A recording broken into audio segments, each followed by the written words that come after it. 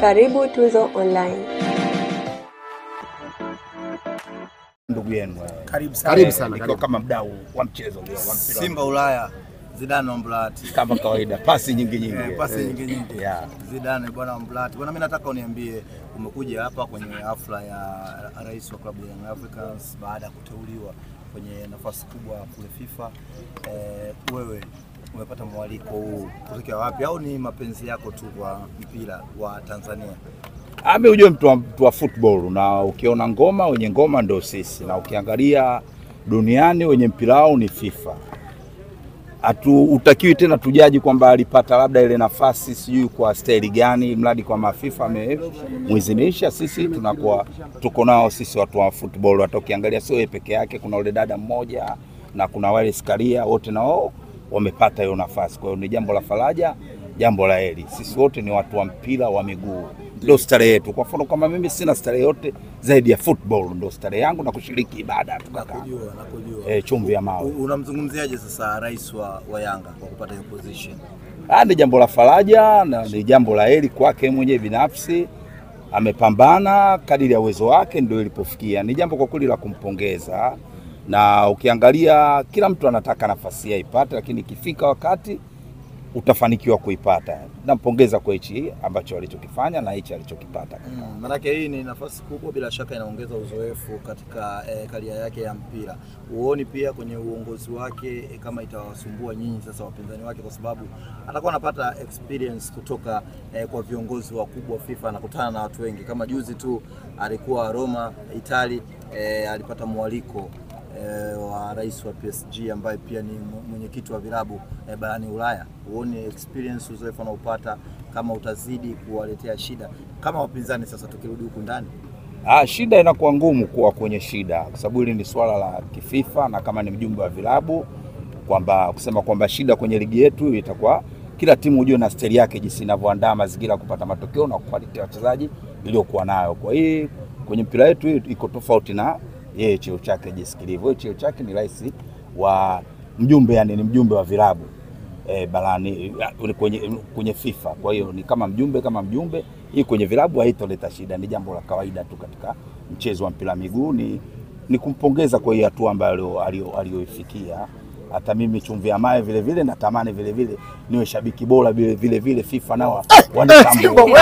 Simba Ulaya huyo. Kwa hiyo ni jambo la heri. Kwa hiyo ni jambo kwa kweli la kumpongeza. Alisumbui ligi yetu mwenyewe, unafikiri ukiangalia labda sana kule FIFA alikokwenda sana ajitahidi labda kuwa karibu labda na TFF na bodi ya ligi, tuboreshe labda viwanja vyetu. Nafikiri vingi vimekuwa havina ile quality ya kupiga mipasi mingi ambayo kana kwamba mimi napenda kufarijika. Viwanja vingi vinakuwa kama kile sani cha kukanga bisi ile muda mwingi kinaruka.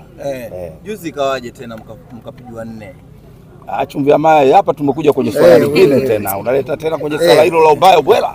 Hilo tuliache. Hapa tumekuja kwenye mambo mengine bwana. Kwa sababu tunaenda kwenye ligi ya mabingwa mkondo wa pili, kwa hiyo watu wangepata feedback kidogo. Hiyo kama kwa vile chumvi ya mawe, wewe mimi nakujua ndugu yangu. Unaga baya na mimi ukiniuliza swali nataka nikujibu japo hapa sio sehemu yake sasa. Nitakujibu. Tulicheza nao mechi ya kwanza tulipata 2-1, mechi ya pili tumefungwa 4-1, na kama ulivyokuwa unajua tena ukinunua panga kali au kisiki kali lazima ukatesti kwenye mpingo au kwenye chuma. So unanunua panga kali, kisiki kali unaenda kutesti ndio kwenye mpapai, hapo nakuwa hujafanikiwa. Chumvi ya mawe ni kipimo tosha. Testi kwenye mpapai. Hiyo sasa unasema wewe chumvi ya mawe. Godi, mbona unacheka sana? Umefurahi sana kusikia matokeo ya mnyama Simba Sports. Leo kwa sasa tuko kwenye jambo la president, mwakilishi wa FIFA nchini Tanzania. Wacha tumzungumzie rais wa FIFA, yani mwakilishi wa FIFA Tanzania, si ndio? Mjumbe. Lakini ili swala lao kukandwa tuliache deni. Sababu ndugu yangu anaweza kumkwaza akashindwa kuendelea na shughuli. Kwa karibu sina kukaribisha kama mashabiki wa FIFA ambao tumefurahi sana kiongozi wetu kupata nyadhifa kubwa, lakini kama Mtanzania mwenzetu, kama mwandamizi kwenye football ya nchi hii, kupata nafasi kwenye FIFA ni kiasi kwamba na sisi mpira wetu saizi unatambulika duniani na viongozi wetu wanatambulika duniani, kwa maana sio watu wabaya, watu wanaongoza mpira vizuri. Kwa hiyo tuna kila sababu ya kufurahia tukio la leo na kuwakaribisha ndugu yetu, ukaonyesha uungwana na uungwana. Tumewalika watu wataendelea kuwasili, na uzuri peji ya Yanga imealika kila mpira, si ndio?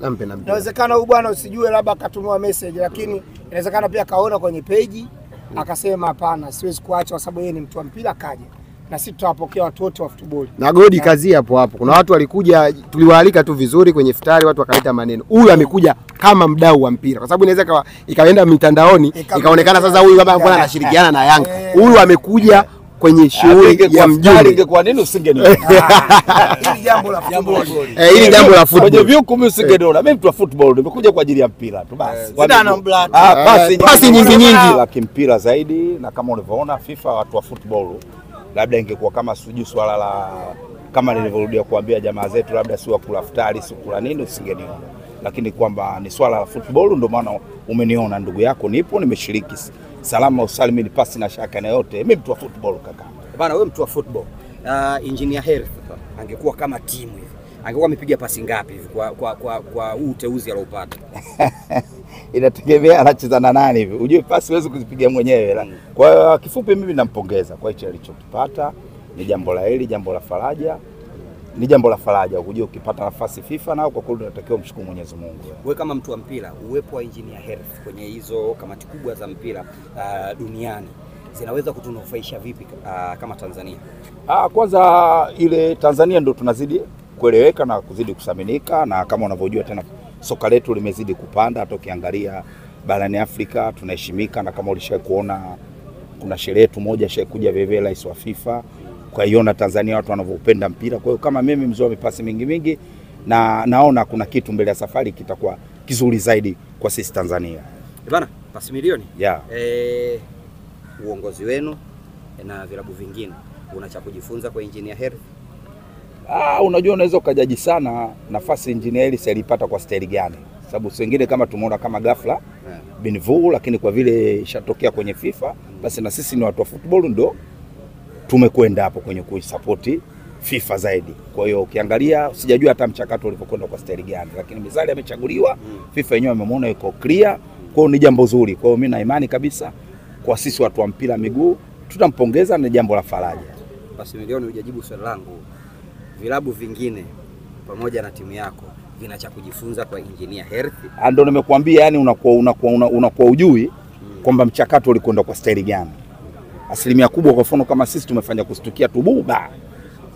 Kulikuwa hamna labda majina aliyopelekwa sio nini. Nafikiri FIFA yenyewe ilionelea labda utendaji wake na wenyewe walivyoangalia labda vigezo na jinsi alivyokuwa kuna nafasi alipataga ile kafu siku zile, na nafikiri ndio yeye ile kuja kumsaidia. Lakini wao kama wao nafikiri wameona FIFA washakuwa karibu kwetu sisi. Kwa hiyo kama hao viongozi wetu na hata viongozi wa vilabu vingine kuna kitu nafikiri watakuwa wao wamekigundua kina nini katika mpira wetu wa Tanzania pamoja na FIFA. Wanatakiwa kuwa wamejifunza.